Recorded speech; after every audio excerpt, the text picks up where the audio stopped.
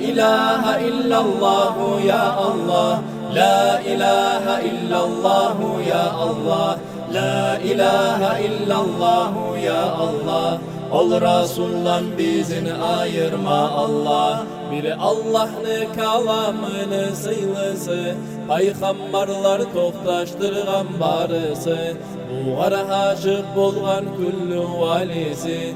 Kalimatun la ilahe illallah, Dünyalıkta iman yolla saklaygan, Malayikler tavuşundan yalmaygan, Huru kızlar şavuklanıp qaraygan.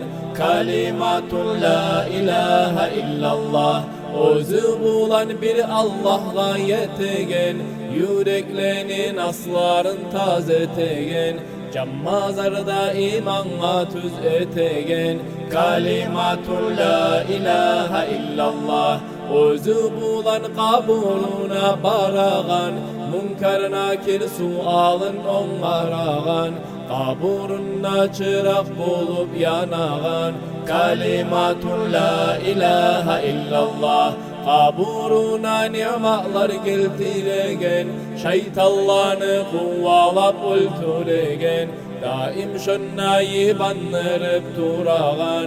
Kalimatun la ilahe illallah, la ilahe illallah ya Allah, la ilahe illallah ya Allah, la ilahe illallah ya Allah. Ol Resul'dan bizini ayırma Allah, Özü bulan şol mahşarga eltegen, Yanağanın salkınlıklar etegen, Bu zikrudur susabın yal etegen.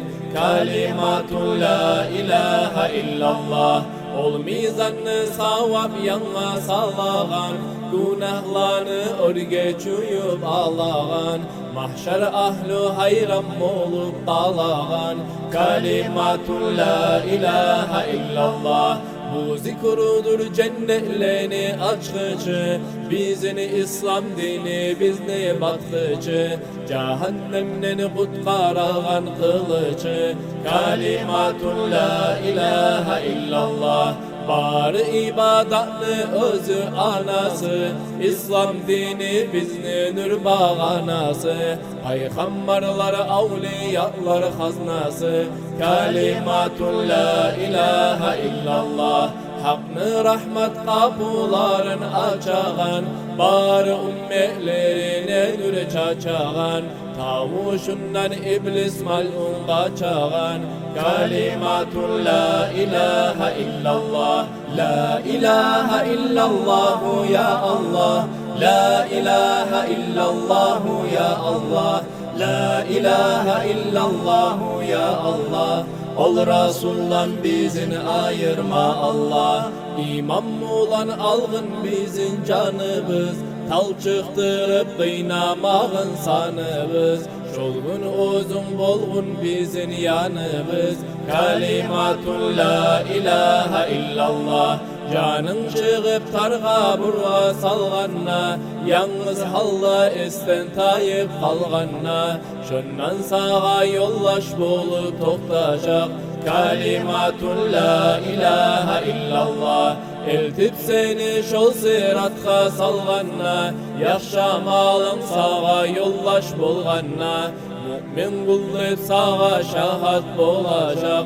Kalimatun la ilahe illallah, Namazınla orazanla tüz bolup, Mizanınla savapların köp bolup, Hesap sual etmey seni kutultar.